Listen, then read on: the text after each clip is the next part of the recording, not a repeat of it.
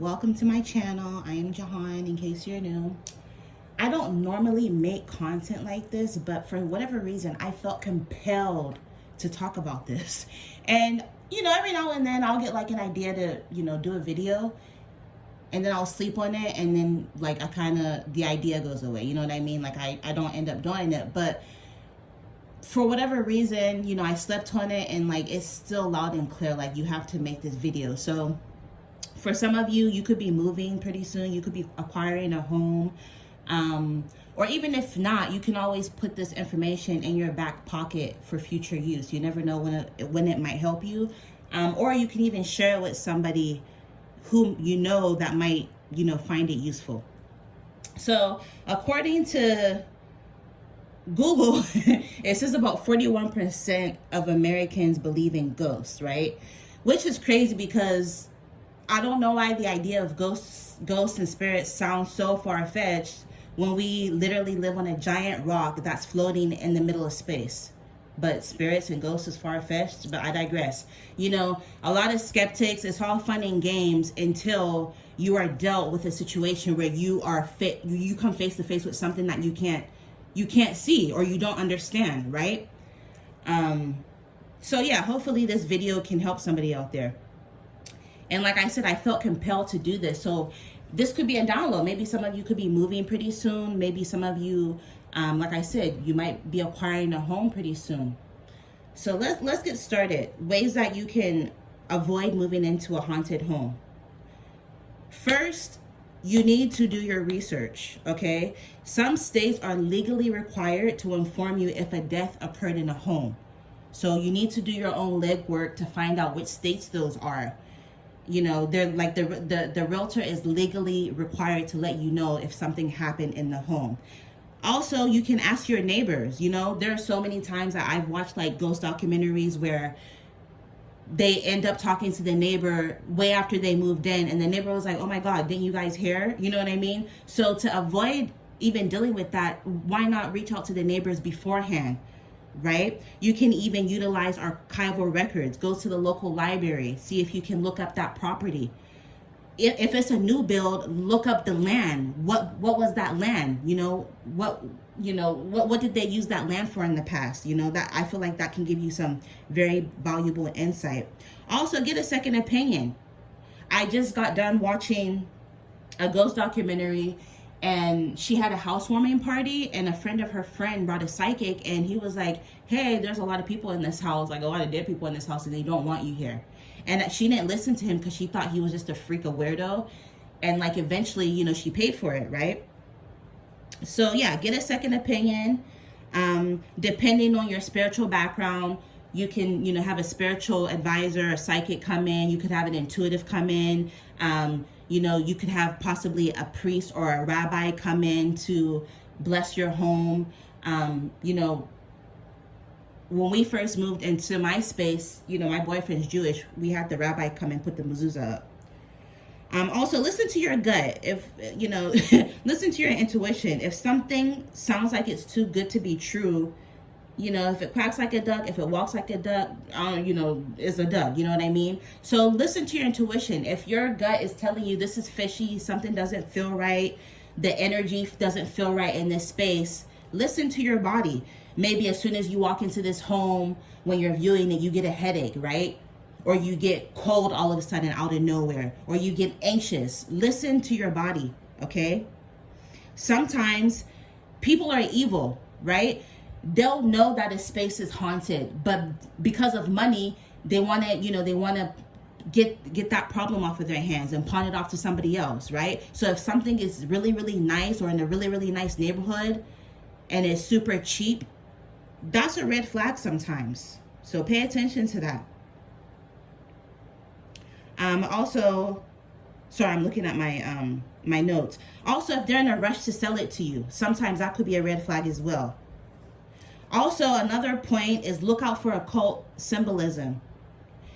And an example of this is years ago, I was looking for apartments, and I came across this apartment that it looked Masonic as hell. It had the whole checkerboard floors, it had the the pillars. I could tell that this was a Masonic building. And the reason why I'm saying this is Masonic lodges are built on ley lines.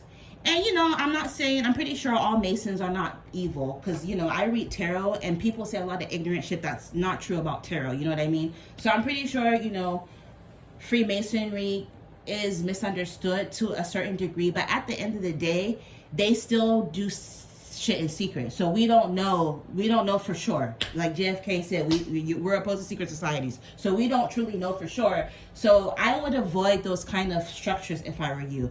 So pay attention to you can look up Google the Masonic tracing board, so you can see Masonic symbolism. Me personally, I won't fuck with it. Hold on, let me show you. Masonic tracing board. This is how it looks.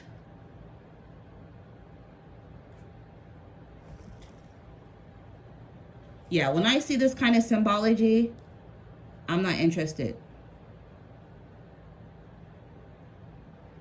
Anyways, another point here is, again, pay attention to occultic symbology in the building, in the structure, right? You don't know what kind of ley lines that building sits on. You don't know what kind of rituals they partake in. Also, you know what's coming to me? I don't know if anybody has ever watched the show Evil, but like in one of the homes, they were like, the demons were meeting up in one of the apartments. So like I say that to say, you don't know what kind of activity goes on in some of these apartments or some of these, these buildings. So pay attention to that. Also, location. Some locations are just naturally more prone to attracting spirits and ghosts. A good example is Gettysburg, because of the history, right? Because of the war, all of the deaths that occurred there, there's that residual energy. So location is everything. And, there's a common misconception that, ooh, cemetery spooky. But me personally, I would rather live next to a cemetery versus living next to a busy mall. And the reason why is, again, there's a misconception. Cemeteries typically are the least haunted places because spirits and ghosts feed off of energy. And cemeteries are empty. They're not going to go hang out at the cemetery because whose energy are they going to feed off of? And I learned this from Marianne Winkowski. She's on YouTube. You can check her out. And this is her book. So the story Ghost Whisperer, that show by with Jennifer Love Hewitt, is based off of her gift. This is it. Hold on. When Ghost.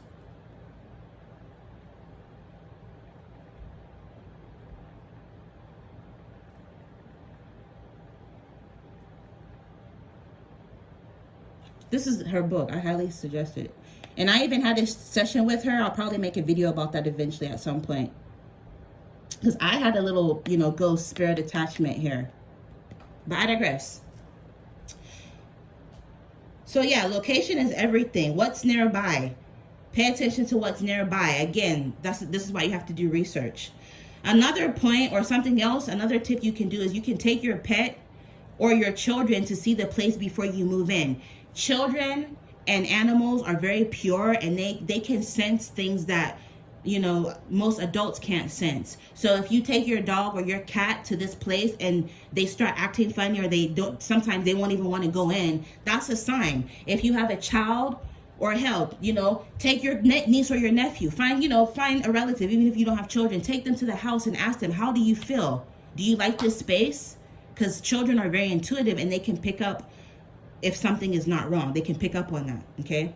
Also, another tip is old and new properties can be haunted. Just because a property is brand new doesn't mean it can't be haunted, right? Because again, you need to go and do research. What was the land, what was on this land, before they came and regentrified it and built these brand new condos, you know what I mean? So again, this is why researching and asking the neighbors is so important.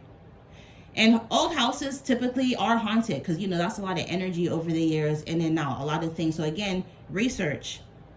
Another thing to look out for, how long has this property been on the market?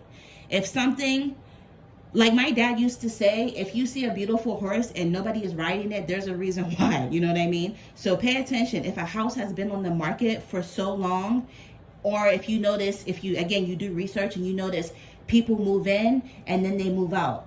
People move in and then they move out, or it's been vacant for years. Seemingly there's nothing wrong with it. It's affordable, but nobody wants it. That's a red flag. Okay? Because again, a lot of people don't believe in this kind of stuff until it's too late, and they find themselves in a situation where they put all their money, all their life savings into a home, and now they're stuck, miserable, being tormented in their own home. And even if you are rich, who wants to move into a place only to move out, to move right back out? That's a waste of time, resources, and money, right? So hopefully this video provided you with some tips on how you can avoid moving into a haunted space. And this can also apply to commercial spaces as well. Okay, so good luck. And if you enjoyed this, we'll see. Maybe I'll do more of these. But like I said, I felt really compelled to make this. Okay, so good luck with everything, and bye.